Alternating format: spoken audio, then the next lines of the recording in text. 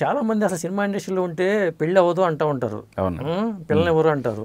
ఆ మాట నిజమేనా? నిజమే. ఎందుకంటే అక్కినే నాగేశ్వరరావు గారు కూడా ఈ మాట అన్నారు నాతో. లేదు సార్, ఎవరైనా నిజమే.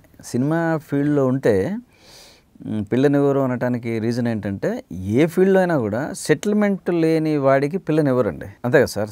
ఇంకా సెటిల్ అవ్వలేదంటే ఎందుకు ఇస్తారు? ఏ గవర్నమెంట్ జాబో లేదా ప్రైవేట్ జాబో లేదా సమ్ బిజినెస్ ఏదో ఉంది సంపాదించినట్టు ఇస్తారు. సినిమా ఫీల్డ్ సెటిల్ అవుతారా లేదా తెలియదు, ఎప్పుడు అవుతారో లేదా తెలియదు. ఒకవేళ అయినా కూడా ఎన్ని రోజులు కంటిన్యూగా ఉంటుందో తెలియదు. ఈ కండిషన్స్లో ఇవ్వడం అనేది కొంచెం కష్టసాధ్యం.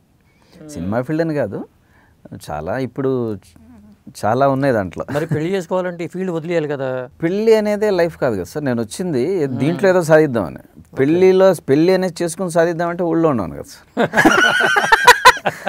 సో అంటే అఫ్కోర్స్ లైఫ్లో పార్ట్నర్ చాలా అవసరం, ఒక షేరింగ్ అన్నీ ఉండాలి. కొంతమందికి కాదు, కొంతమందికి జరగదు, అది ఫేట్. ప్లస్ మన పొరపాట్లు కూడా ఉంటాయి.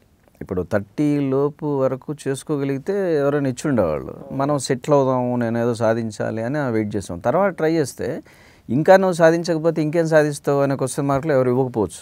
అదే నేను ఒకడని కాదు.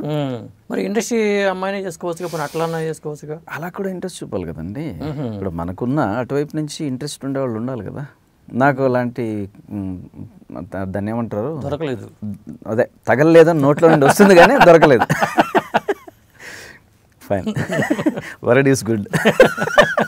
ఇప్పుడు ఏ సినిమాలు చేస్తున్నారు? ఇప్పుడు టక్ జగదీష్ అని చేశాను, అర్ధ శతాబ్దం ఒక సినిమా చేశాను, హెల్మెట్ మ్యాన్ అని ఒక సినిమా చేశాను, తర్వాత నరసింహాపురం అని ఒక సినిమా చేశానండి. అవన్నీ దాదాపు డబ్బింగ్ అయిపోయి రిలీజ్కి దగ్గరలో ఉన్నాయి. పవన్ కళ్యాణ్ గారి సినిమా అయ్యప్పన్ కోశం అని మలయాళం సినిమాని రీమేక్ చేస్తున్నారు. పవన్ కళ్యాణ్ గారు రాణా గారు కాంబినేషన్లో.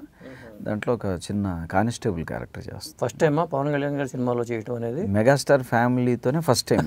కాకపోతే మెగాస్టార్ చిరంజీవి గారిని చూసి వచ్చింది నేను ఇక్కడికి. అంటే ఆయన్ని చూసి ఇన్స్పైర్ అయ్యి ఆర్టిస్ట్ అవ్వాలి అనేది అక్కడి నుంచి వచ్చింది.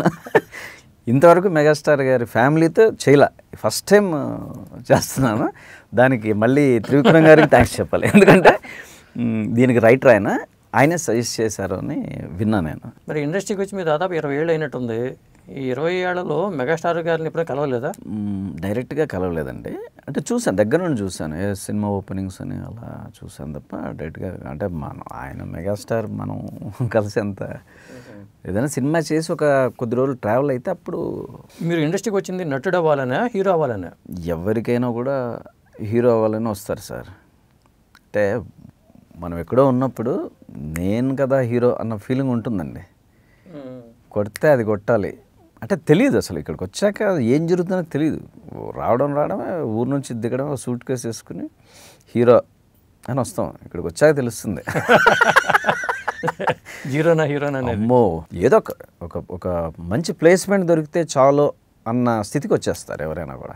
తర్వాత అదృష్టం బాగుండి మనం రేంజ్ పెరిగి కొంచెం ఏదైనా ఇమేజ్ పెరిగి ఎవరైనా, ఇప్పుడు సప్తగిరి కొంతమంది ఉన్నారు కదా, వీళ్ళు కమెడియన్స్ అయ్యాక హీరోలు అయ్యారు.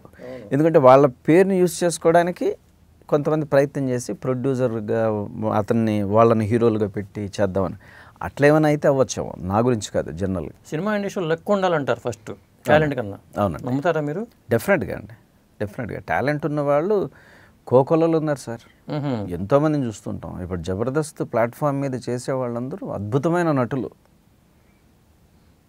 అసలు ఏమాత్రం గుక్క తిప్పకుండా చెప్పేట్ల వాళ్ళు ఉన్నారు.